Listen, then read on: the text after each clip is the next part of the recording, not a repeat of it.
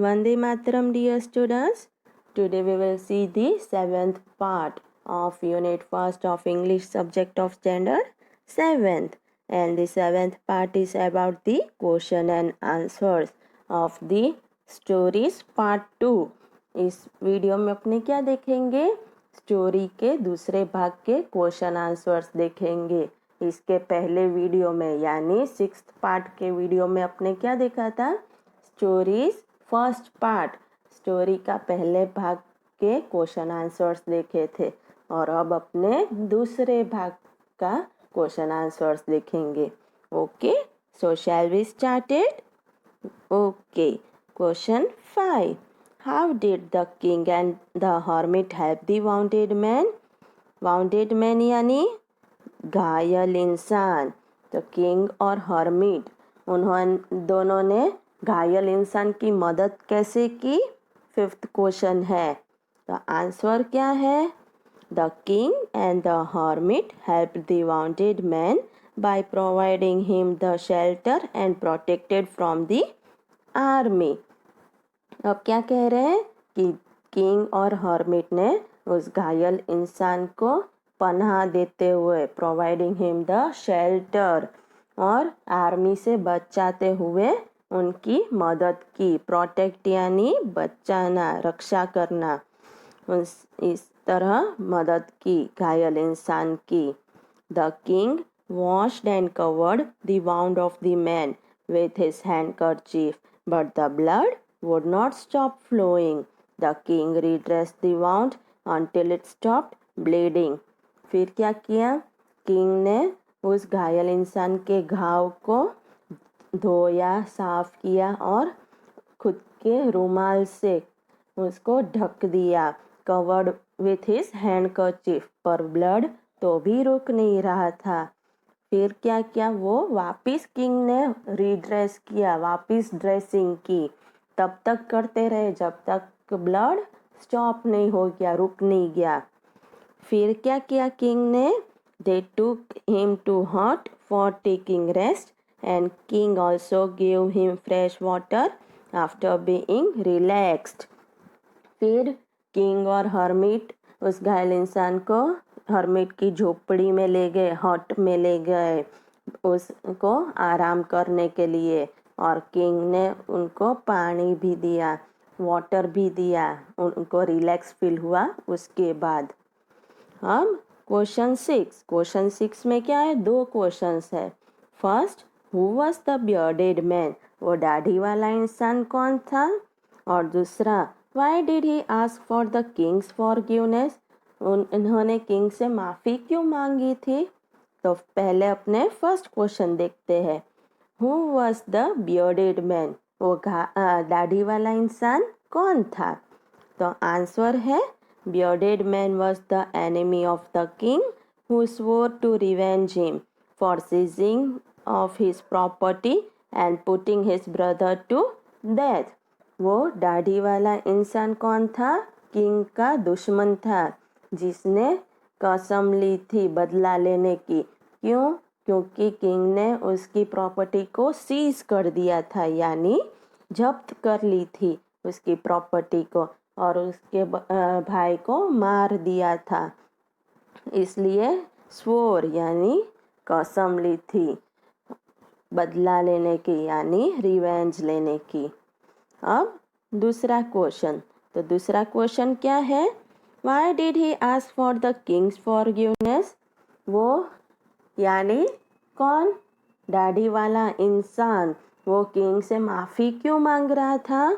तो आंसर है कि he asked for the king's forgiveness as the king had saved his life.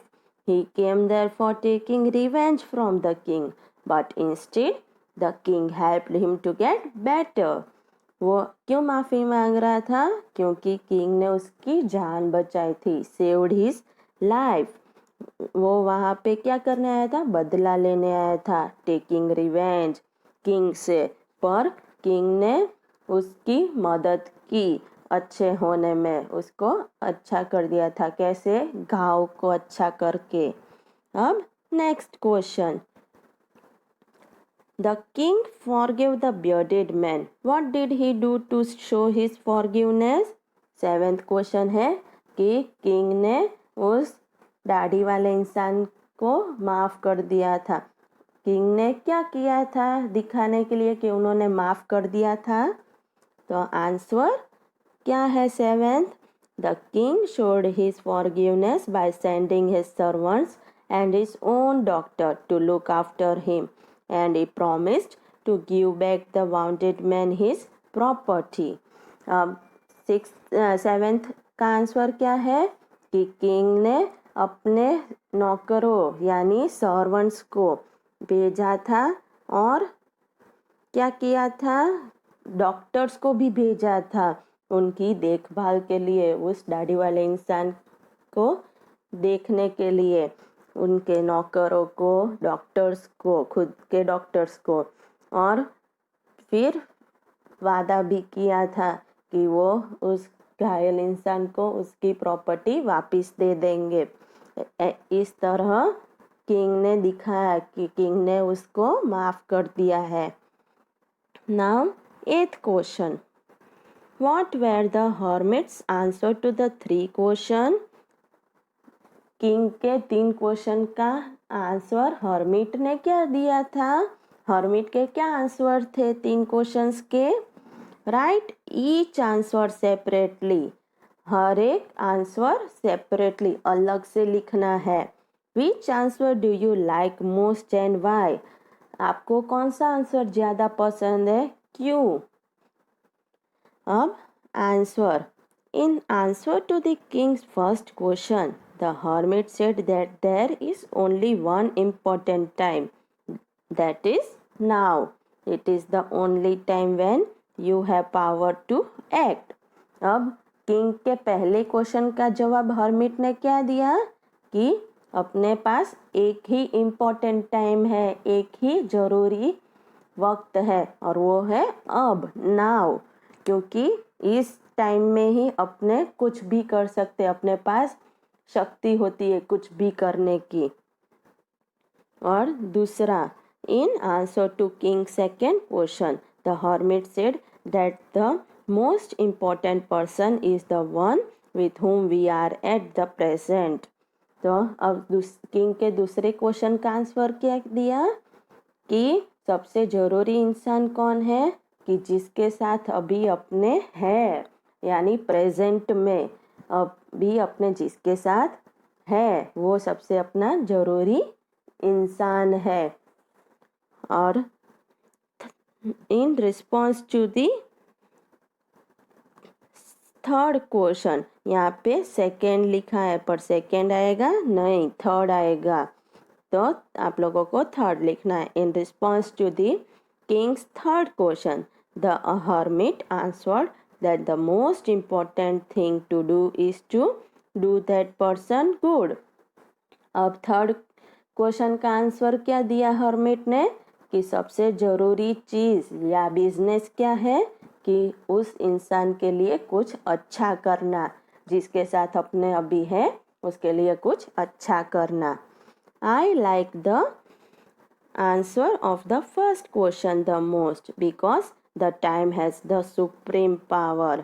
अब मुझे कौन सा पसंद आया? मुझे तो पहले क्वेश्चन का आंसर पसंद आया क्योंकि सबसे उच्च यानी सुप्रीम पावर टाइम में है, वक्त ही सब कुछ है, वक्त में ही अपने सब कुछ कर सकते हैं. It can take you to height if you do something good and can also make you fall on the ground if you won't act in presence. One should live and act according to present. क्योंकि वक्त ही है जो अपने कुछ अच्छा करे तो कहीं ऊपर ले जा सकता है और कुछ ना करे तो बहुत नीचे फेंक भी सकता है. इसलिए सबको कैसे रहना चाहिए? प्रेजेंट टाइम में, अभी जो टाइम है उसमें रहना चाहिए और उसके हिसाब से कर्म करना चाहिए. Act according to present. Okay, तो बच्चों आप सबको सब क्वेश्चन आंसर समझ में आ गए? क्या है क्या नहीं है? Very good. तो अब आप सबको क्या करना है, क्वेश्चन आंसर्स को लर्न करने हैं, समझने हैं और एक्स्ट्रा रफ नोटबुक में लिखने हैं। ओके, वंदे मातरम।